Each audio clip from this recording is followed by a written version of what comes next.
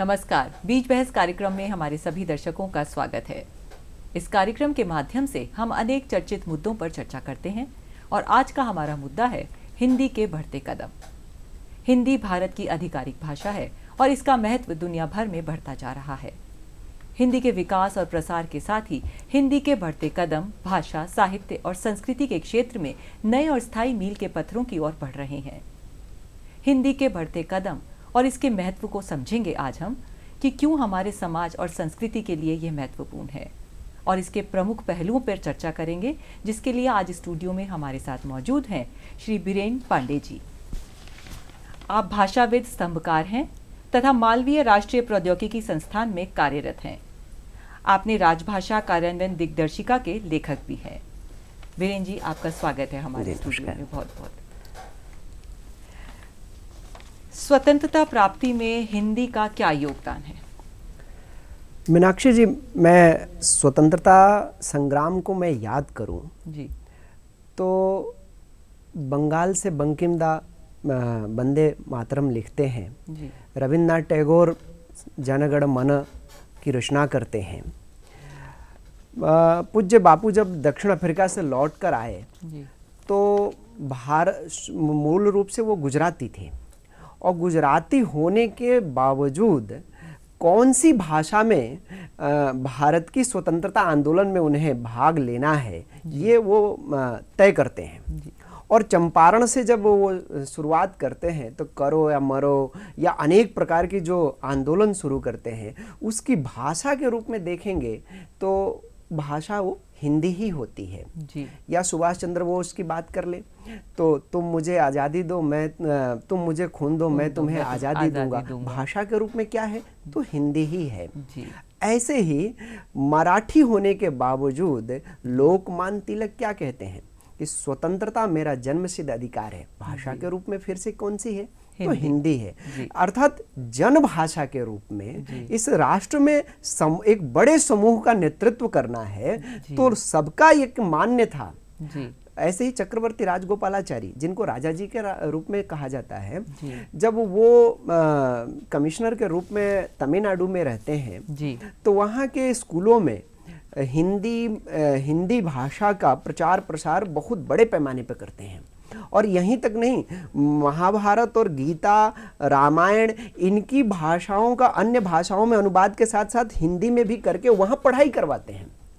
तो पूरे भारत के जो उस समय के तत्कालीन लीडरशिप थी, नेतृत्वकर्ता जो थे, वो हिंदी को ही जन भाषा के रूप में स्थापित करते हैं और हिंदी को ही वो मानते हैं कि हिंदी में ही हम पूरे समाज को एकजुट करके इस राष्ट्र के जो तत्व है जिसमें एकता समाहित है, उसको लेकर हम चलेंगे और स्वतंत्रता प्राप्ति होगी। ये हिंदी का एक बड़ा योगदान के रूप में हम दे सकते हैं कि सबने माना। यहाँ तक कि इनकलाब की जो तराने गाए जा रहे थे बिस्मिल के, उस समय हिंदी में चल रहे थे। पश्चिम बंगाल से लेके जो लोकप्रिय जितने भी नारे या गाने थे वो सब सारे हिंदी में थे। जी बिल्कुल।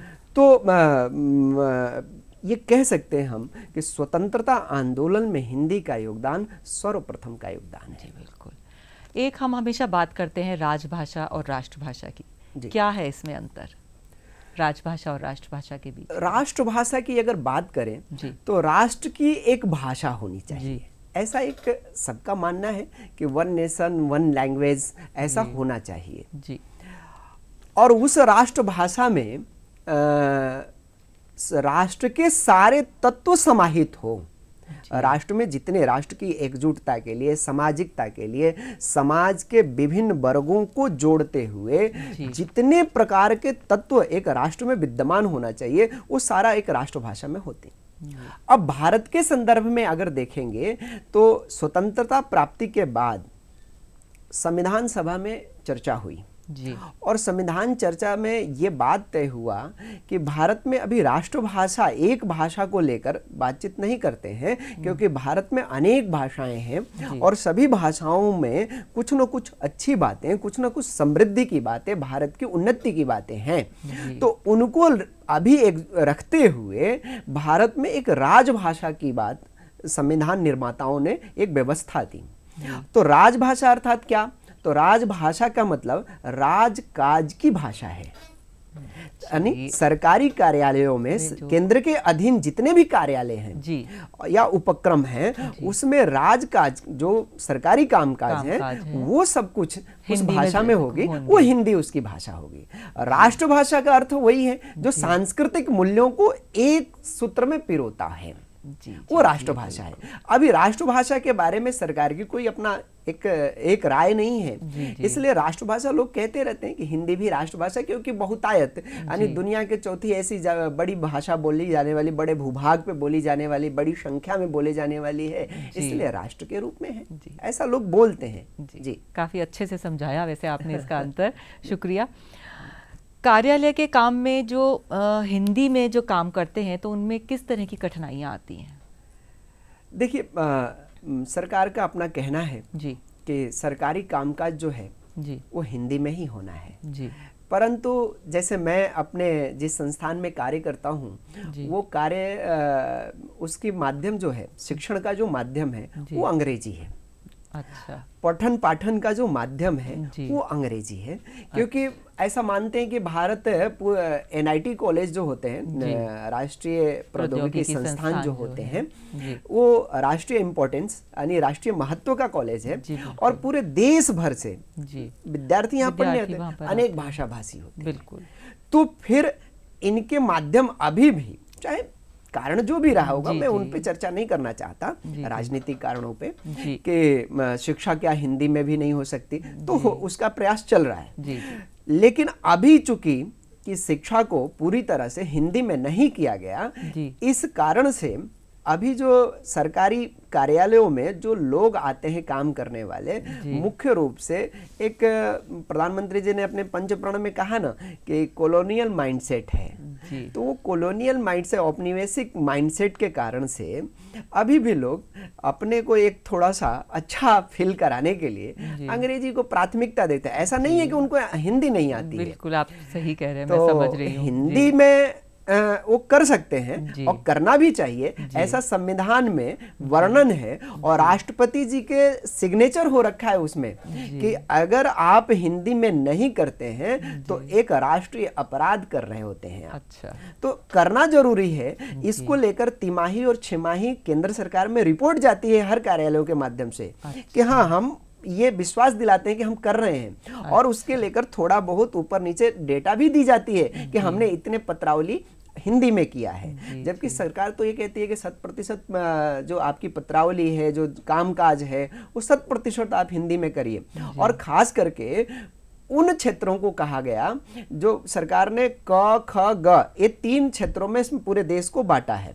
क क्षेत्र में हम बैठे हैं, अच्छा, जो मूल रूप से हिंदी भाषी क्षेत्र है, और यहाँ तो हर संस्थान को, चाहे वो इंग्लिश में ही क्यों ना हो, अंग्रेजी में क्यों ना हो, उनको 100% करना है, अनिवार्य है। अच्छा, तो सरकारी कार्यालयों में एक माइंडसेट की दिक्कत है कि वो चाहते तो इस काम को और आगे बढ़ा सकते हैं और अपनी भावना संविधान के प्रति सकारात्मकता के साथ व्यक्त कर सकते हैं। उनको व्यक्तिगत जिम्मेदारी समझकर अगर वो करेंगे तो इतनी मुश्किलें नहीं आएंगी मेरे ख्याल, कि जहाँ चाह वहाँ रहा वाली बात होती है। क्योंकि ऐसे सरकार के माध्यम से जो ये गृह मंत्रालय इस काम को देखता है, अनेक प्रकार के प्रशिक्षण हो रहे हैं समय समय पे। एक अलग से प्रशिक्षण, केंद्रीय हिंदी संस्थान प्रशिक्षण संस्थान अलग से बनाया गया, जो सभी कर्मचारियों को प्रशिक्षण देने के लिए पूरे वर्ष तत्पर हैं। साथ में अनेक प्रकार की शब्दावलियां निर्माण हो गई हैं, जो अंग्रेजी की क्या शब्दावली हो सकती है, नोटिंग ड्राफ्टिंग के संदर्भ में क्या, इसको हिंदी में कैसे हम लिख सकते हैं, ये सब कुछ है।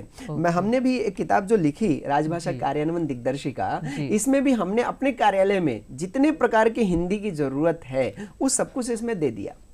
अब चाहिए विल पावर, एक इच्छा शक्ति कि हम हिंदी में भी वैसा ही कर सकते जैसा प्रधानमंत्री जी करते हैं कि वो देश के किसी भी मंचों पे, अंतर्राष्ट्रीय किसी भी मंचों पे प्रखरता से हिंदी में अपनी बात को रखते हैं। आपने सही कहा, ये सब माइंडसेट आपने कैसा अपना दिमाग में सोच रखा है, सब काफी कुछ, सब कुछ उसी पे ही निर्भर करता है। जी बिल्कुल।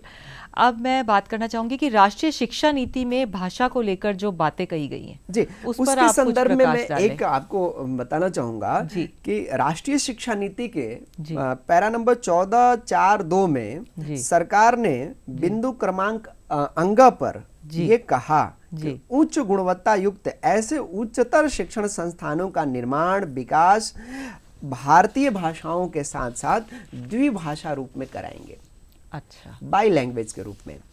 तो उन्होंने ये कहा, उसमें व्यवस्था दी है कि भारतीय भाषाओं को मजबूत करिए, जी। जितने भी भारतीय भाषाएं हैं उनको मजबूती से उनमें पठन पाठन शिक्षा, और सबसे बड़ी बात आएगी कि जो किताबें हैं जी। उनको हिंदी के साथ साथ अन्य भारतीय भाषाओं में ट्रांसलेट करने की। क्योंकि ऐसी मांग है कि एक लेवल तक तो हम हिंदी में पढ़ा सकते हैं, लेकिन ऊपर के क्लासेस की जो वर्गों की जो किताबें हैं वो हिंदी में अनुपलब्ध है।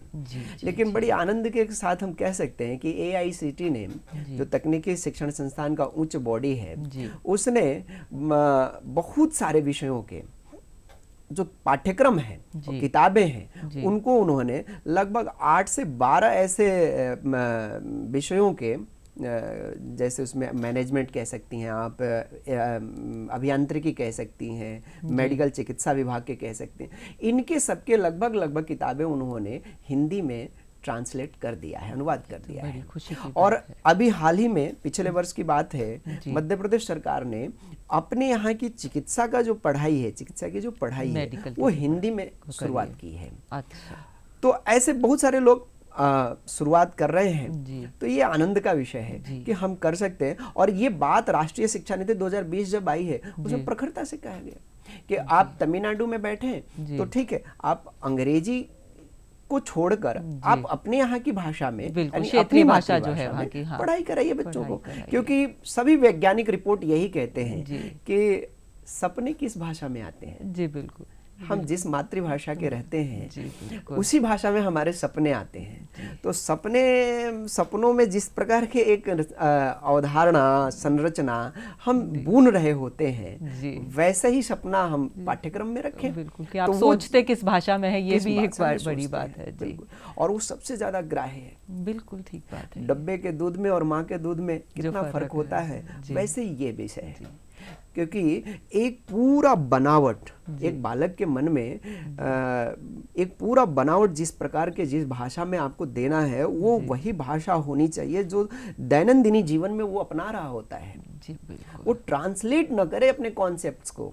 बिल्कुल, ये बहुत अच्छी आपने बात, सीधे सीधे ग्राह्य करे। जी जी जी बिल्कुल। ये हिंदी के विषय में संविधान में क्या चर्चा हुई है? दो बातें इसमें मैं बताना चाहूँगा। जी। दो महत्वपूर्ण जो मैं इसको नोट करके भी लाया था जी। कि वैसे हमने पुस्तक में भी इसको दिया है जी। कि अनुच्छेद 343 से 351 जी, ये राजभाषा के रूप में चर्चा हुई।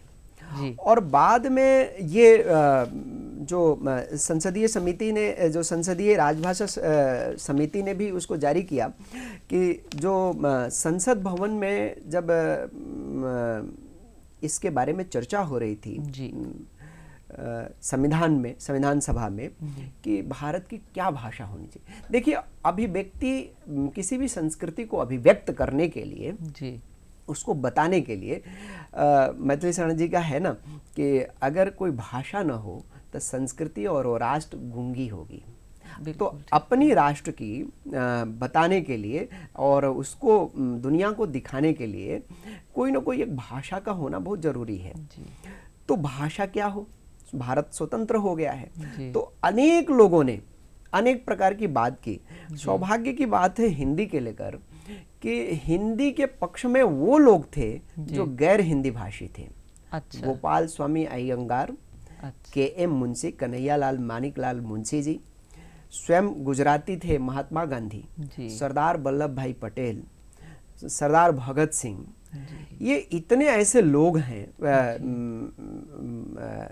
रविन्द्रनाथ टैगोर, ऐसे लोग हैं जो संविधान सभा से पहले और संविधान सभा के अंदर चर्चाओं में हिंदी के सपोर्ट कर रहे थे, हिंदी को सहयोग कर रहे थे कि भारत में अगर भाषा के रूप में कोई होना चाहिए तो हिंदी होनी चाहिए। तो ये भारत हमारे लिए बड़ा एक सौभाग्य का विषय है कि हिंदी के उन लोगों ने वकालत करी संविधान सभा की चर्चा में जो गैर हिंदी भाषी थे। और उन्होंने फिर जब उनकी चर्चाओं के बाद 278 पेज में हिंदी में भाषा को लेकर एक पूरा बृहद संकलन प्रकाशित हुआ और वो 343 से लेकर 351 तक ऐसे अनुच्छेद में राजभाषा को लेकर बहुत सारी बातें हैं और उसको राष्ट्रपति जी ने बाद में अनुमोदित किया और फिर देश के कार्यालयों में इसको लागू कर दिया गया कि भारत की भाषा क्या हो, तो वो राजभाषा वहाँ से निकल के आती है। जी बिल्कुल। अब मैं ये भी जानना चाहूँगी कि आजकल जिस तरह से अंग्रेजी का बोलबाला है, नई जो पीढ़ी है, लिखते बोलते सोचते भी वो तो अंग्रेजी के अंदर ही है, तो ये ना चाहते हुए जो भी कहें, हम खुद भी इस सब चीज़ों के इसके बीच में रह रहे हैं, हमारे बच्चे भी अंग्रेजी बोलते हैं, हम सब हैं, लेकिन फिर भी मैं कहूँगी कि किस तरह से आप कुछ सलाह दें, हमें बताएं कि युवा पीढ़ी को हम हिंदी के प्रति कैसे आकर्षित कर सकते हैं। एक बड़ा मीनाक्षी जी, एक बड़ा संयोग की बात है जी कि ठीक है, हम पढ़ाई और जिस आप आयु वर्ग के लिए कह रहे हैं जी, अच्छा एक डॉक्टर बन जाएंगे तो किसके लिए काम करेंगे? तो ब्रिटेन में जाकर काम करेंगे, अमेरिका में जाकर करेंगे, तो 140 करोड़ आबादी के लिए काम करने वाले हैं। तो 140 करोड़ आबादी की जो जनता है वो किस भाषा को समझती है? जी। हमारी दवाओं का नाम या हमारे प्रिस्क्रिप्शन जो हम डिटेल्स लिखते हैं, जो हम सारी बातें लिखते हैं अपने सूची पर, लिस्ट पर, वो हमें सामान्य मानविकी को बताना है। वो क्या भाषा समझती है, वो किस भाषा को जानती है। हमारी टेक्नोलॉजी या हमारे जो वैज्ञानिकता है, अनुसंधान है, शोध है, वो किसके लिए उपयोगी बनाना है फाइनली। आज एक मैं आपके चैनल के माध्यम से बताऊं कि अभी चंद्रयान गया जी। इस चंद्रयान प्रोजेक्ट में जितने लोग लगे हैं इसको सफल बनाने में, साइंटिस्ट, वैज्ञानिक, उसमें 95%, यहाँ तक कि एस सोमनाथ जी भी, उनके पिताजी केरल के मलयाली व्यक्ति हैं लेकिन टीचर थे हिंदी के, केरल में रहने वाले, और वो खुद भी हिंदी में ही शुरू के कविताएं पढ़ते थे सोमनाथ जी। अच्छा। बाद में मलयाली उनका विषय हुआ क्योंकि स्कूल में सारे मलयाली थे, मित्र सारे मलयाली थे, तो वो थे। मेरा कहना यह है कि ये जितने भी वैज्ञानिक वहां काम कर रहे हैं, ये सबकी शुरुआत की पढ़ाई, शुरुआत की सारी संरचना अपने मातृभाषा में होती है जी। तो उनका ये अहमदाबाद में, या मैं ठीक से ध्यान नहीं आ रहा कि अब्दुल कलाम जी से पूछा गया कि आप अच्छे वैज्ञानिक, बच्चों का एक प्रश्न था ऐसे कैसे बन पाए, तो उन्होंने कहा मेरी जो प्रथम पढ़ाई हुई थी, शुरुआत की जो पढ़ाई थी वो मेरी मातृभाषा में हुई, तो मैं चीजों को ठीक से समझ पाया, मैं ट्रांसलेट करके नहीं समझा। कितनी अच्छी बात तो बताई उन्होंने। हाँ, तो मैं इसमें जोड़ना ये चाह रहा हूँ कि हमारी ब्रांडिंग हमारे भाषा को लेकर या हमारी भूषा को लेके या फिर हमारे जो रोल मॉडल हैं वो किन भाषाओं में इन चर्चाओं को कर रहे हैं या किन भाषाओं में उन्होंने प्रसिद्धि पाई है, या हम जब पढ़ लेंगे तो किस मानविकी के लिए काम करने वाले हैं, ये हमारे महत्व का विषय होना चाहिए कि भाई अगर हम जिस भाषा में भी पढ़ाई कर ले लेकिन काम तो हमें अल्टीमेटली उन्हीं के लिए करना होगा, तो उस भाषा को आना हमें चाहिए। यहाँ पर यूँ कहें तो हम माँ बाप की भी बहुत बड़ी जिम्मेदारी बन जाती है बचपन से ही, चाहे किसी भी मीडियम में आप अपने बच्चे को शिक्षा दे रहे हैं, भारत में रह रहे हैं, विदेश में रह रहे हैं, लेकिन बच्चों को हिंदी से, अपनी मातृभाषा से जोड़े रखना माँ बाप की भी बहुत बड़ी जिम्मेदारी है कि इसकी शुरुआत, उसका बीज जो है वो बचपन से ही बोएं बच्चों के अंदर, कि चाहे आप कोई भी दुनिया की भाषा बोलो लेकिन अपनी भाषा को ना भूलें। एक मैं बात यहाँ आपके और जोड़ना चाहूँगा जी कि भारतीय ज्ञान परंपरा जी या भारतीय नॉलेज सिस्टम जिसको इंग्लिश में कहते हैं जी, अगर व्यक्ति को वो पढ़ना हो, वो जानना हो जी, तो भारतीय भाषा को तो पढ़ना पड़ेगा। आज की जो पीढ़ी है शायद इस बातों से, अब जैसे हमारा G20 हुआ, उसमें लिखा one earth one family one nation जी, ये हमारे लिए नया विषय नहीं था। हमारे पूर्वजों ने तो कहा कि वसुधैव कुटुंबकम, पूरा संसार हमारा, और यही नहीं, यहाँ तक यत् किंचित जगत्याम जगत, ईशावास्यमिदं सर्वम, यानी ये पूरा संसार ईश्वर का बनाया हुआ है और हम उसमें एक छोटे से पार्टिकल। सर्वे भवन्तु सुखिनः, ये विषय अगर हमें समझना है तो कौन सी भाषा हमें समझनी होगी? हमारे बच्चों को या आने वाली पीढ़ी को ये इन बातों को समझने के लिए कि ज्ञानम बिनु न किमपि साध्यम, कि ज्ञान के बगैर दुनिया का कोई साध्य, कोई लक्ष्य पूरा नहीं हो सकता।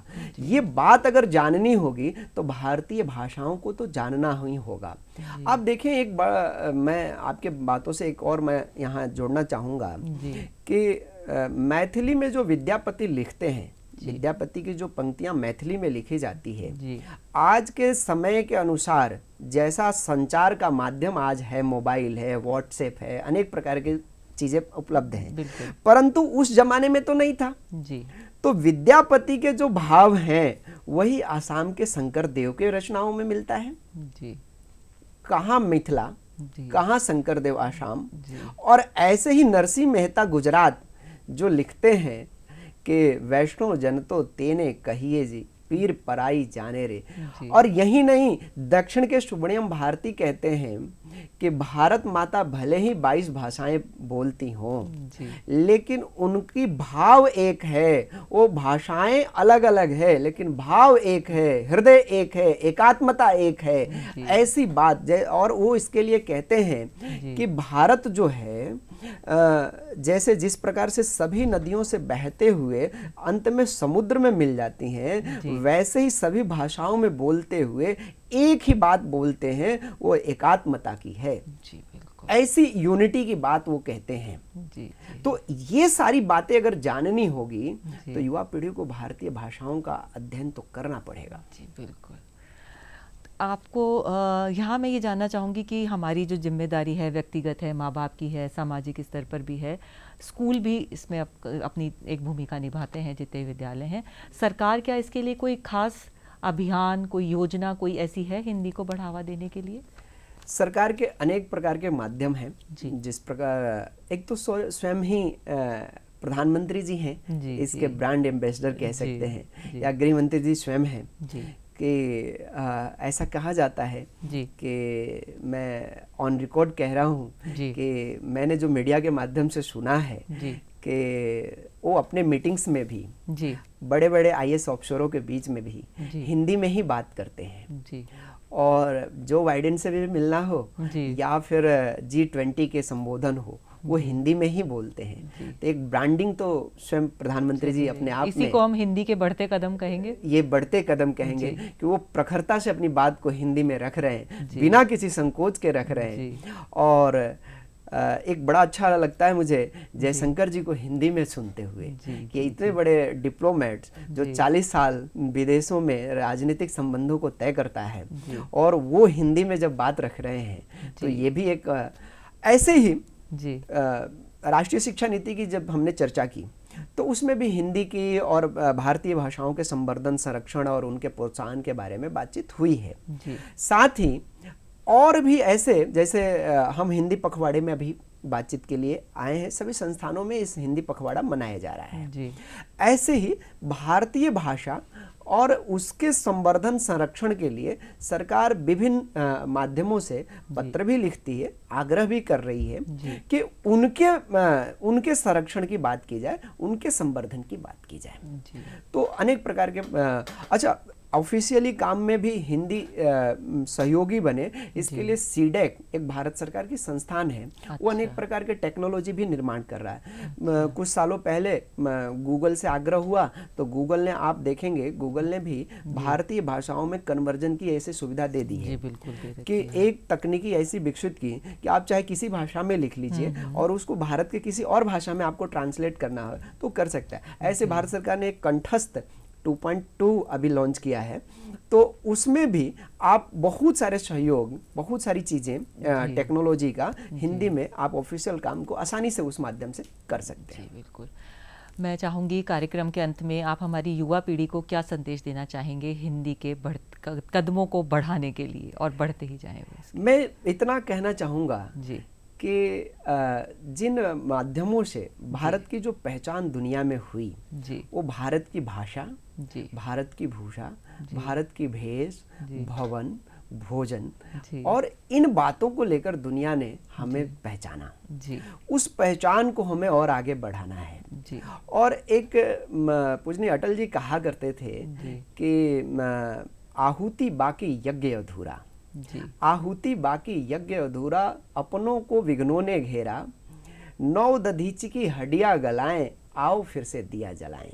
बहुत ही तो खूबसूरत। हम हिंदी को और आगे बढ़ाएं, उसके प्रोत्साहन, उसके विकास, उसके संवर्धन के लेकर आगे बढ़ें जी और भारतीय तकनीकी को, भारतीय रिसर्च को, भारतीय अध्ययन अध्यापन को भारतीय भाषाओं में करें, इसको लेकर आगे बढ़ें। तो भारत निश्चित रूप से जो पंचप्रण में लक्ष्य रखा प्रधानमंत्री जी ने और जिस प्रकार के भारत वो अमृत काल में बनाना चाहते हैं, उन लक्ष्य को हम पालेंगे। जी बिल्कुल, आपने बहुत ही खूबसूरत संदेश दिया युवा पीढ़ी को। मैं आपको बहुत बहुत धन्यवाद देना चाहूँगी इसके लिए।